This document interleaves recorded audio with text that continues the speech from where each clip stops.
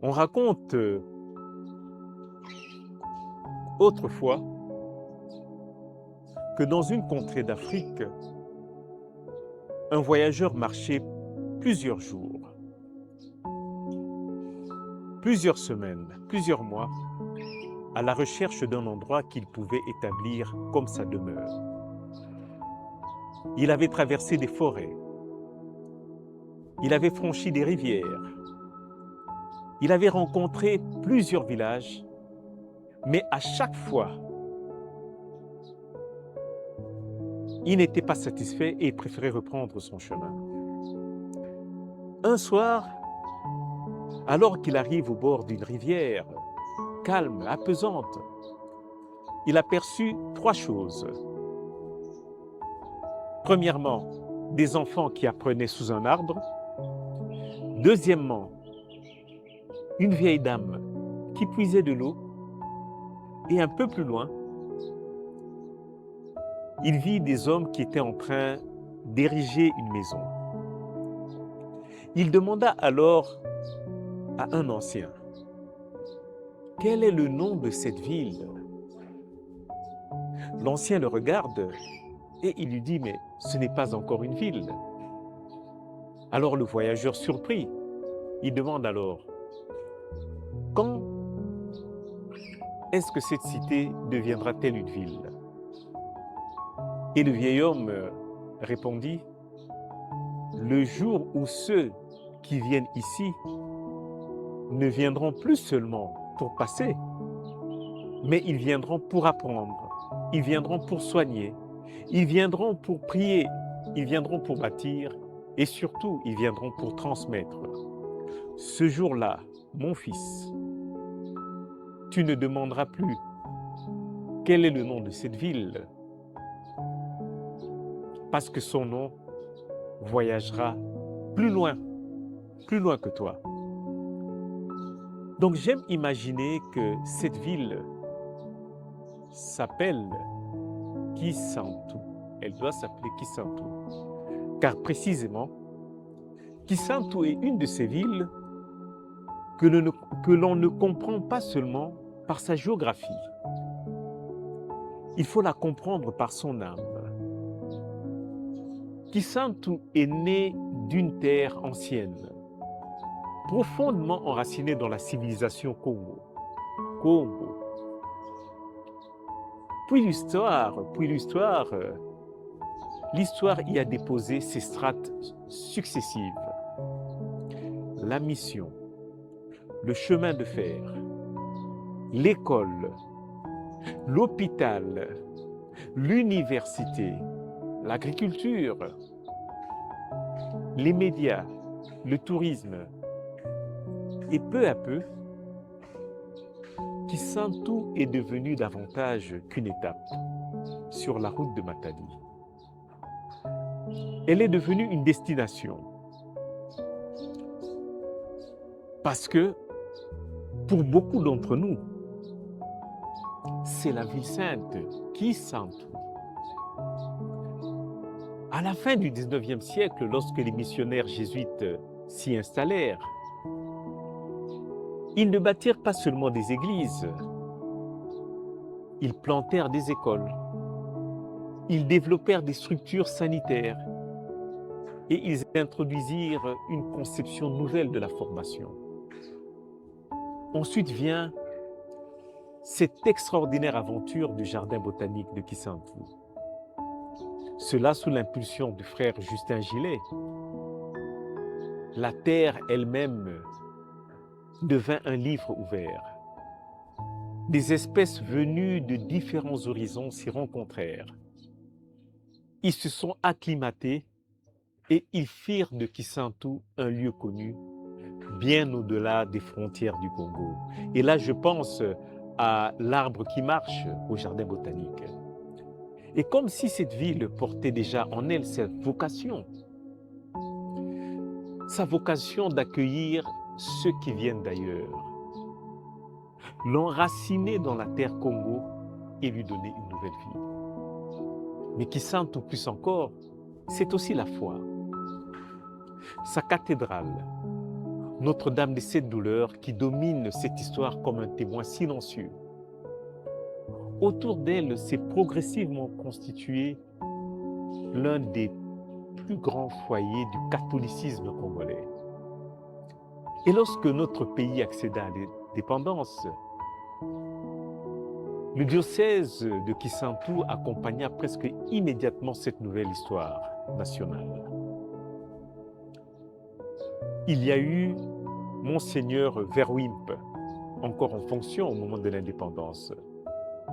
Et puis vient après lui Monseigneur Pierre Kimbondo, l'une des grandes figures de la congolisation de notre Église. Après lui vient Monseigneur Antoine Mayala Mampangu, celui qui conduisit le diocèse durant près de 20 années. Et après lui vint Monseigneur Fidèle Sielele Zimputu, qui est en Europe en ce moment en soins, et qui a accompagné Kisantu pendant plus d'un quart de siècle avec sa voix douce, à travers les bouleversements de notre pays. Et après, une période d'administration apostolique assurée par le cardinal lui-même, Fridolin Ambongo Besungu, vient alors Monseigneur Crispin Kimbeni Kikanda, qui a repris actuellement le flambeau avec dévotion, avec passion, avec amour. Ainsi passent les hommes, mais ainsi demeure la maison de Dieu. Et c'est peut-être cela, au fond, qui explique cette appellation affectueuse de ville sainte, la terre sainte, Kisantu. Kisantu a appris très tôt que bâtir une cité, ce n'est pas seulement construire des murs, mais c'est bâtir une cité, c'est élever des consciences. Puis la ville de la foi est devenue aussi une ville du savoir. L'Université Congo en est aujourd'hui l'un des plus beaux symboles. Créée par la notabilité Congo, elle a voulu démontrer qu'un peuple pouvait lui-même prendre en main la formation de son élite. Son implantation à Kisantu, particulièrement à travers sa faculté de médecine reconnue partout, elle a profondément marqué la ville de Kisantu, la ville de Kinshasa et les différentes villes. Matadi en Europe, Paris, il y a toujours des médecins qui disent « Ah, nous, on a été formés à Kisantu ». Il y a davantage qu'un diplôme. Potentialité de millions de vies qui seront soignées quelque part au Congo grâce à cette formation. Voilà comment une université transforme silencieusement une ville. Mais une cité ne vit pas seulement de son passé.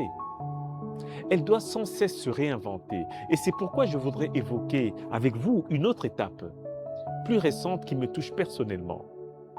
En 2012, après mon accident d'avion à Bukavu, une nouvelle aventure commence avec la naissance de Mwela Lodge.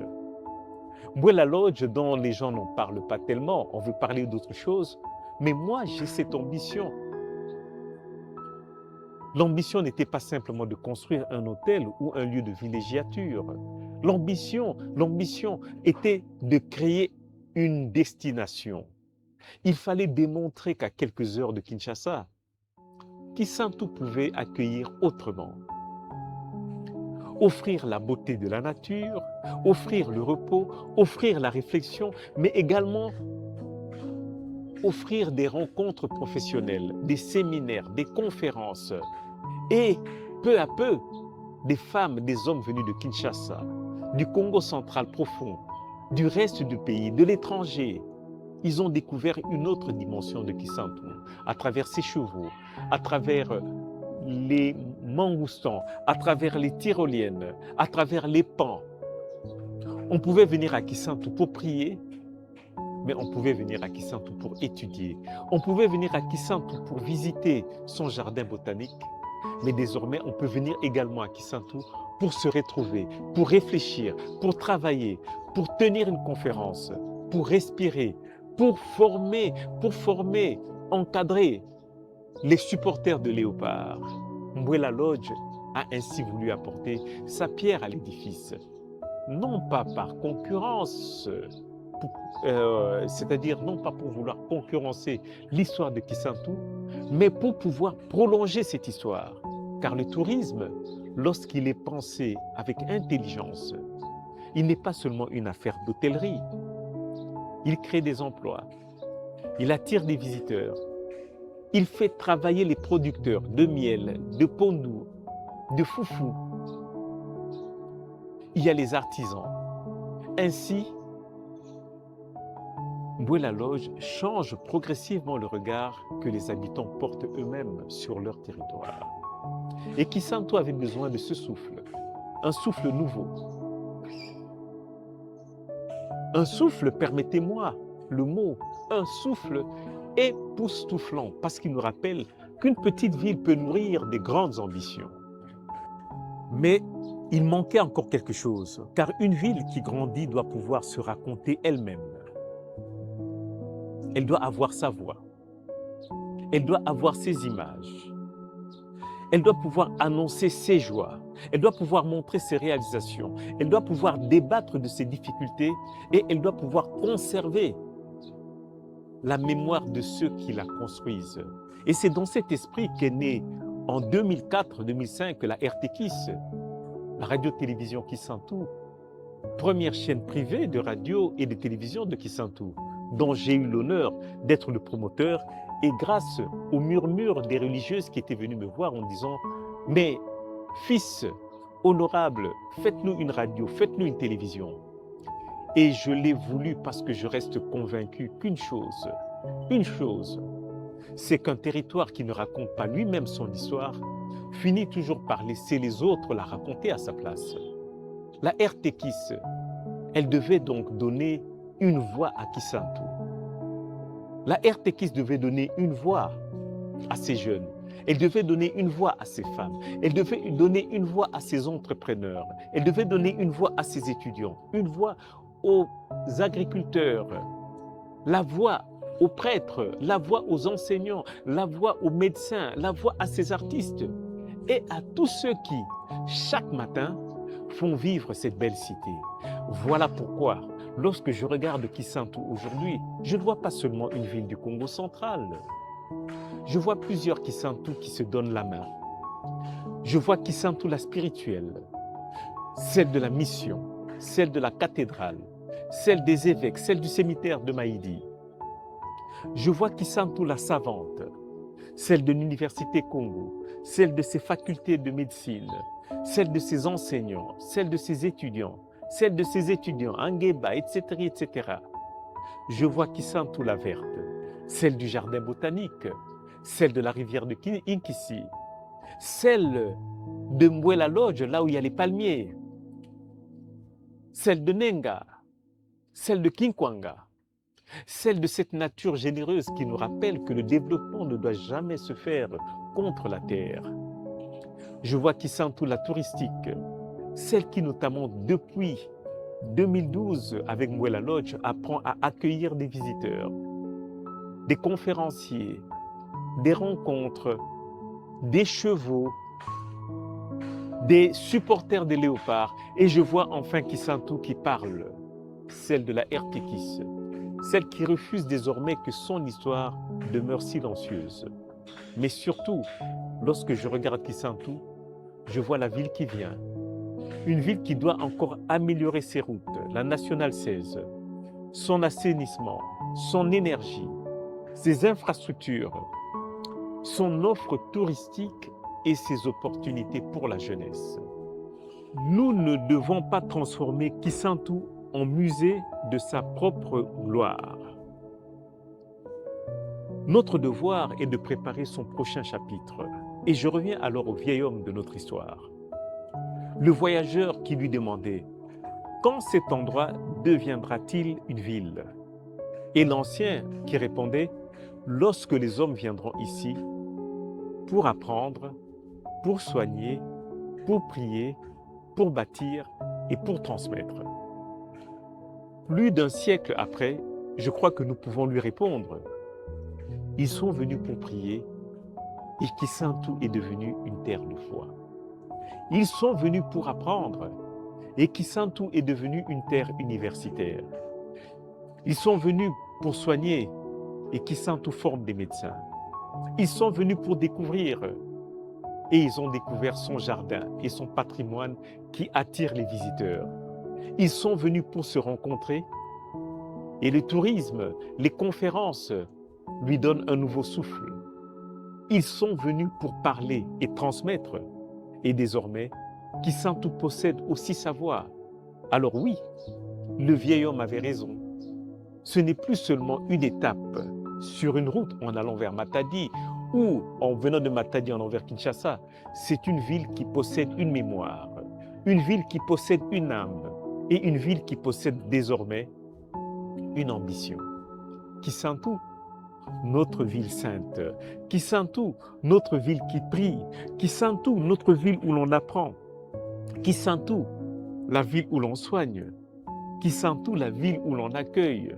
Kisantu, la ville où l'on parle. Et surtout, une ville où génération après génération, nous devons continuer à bâtir. J'ai dit.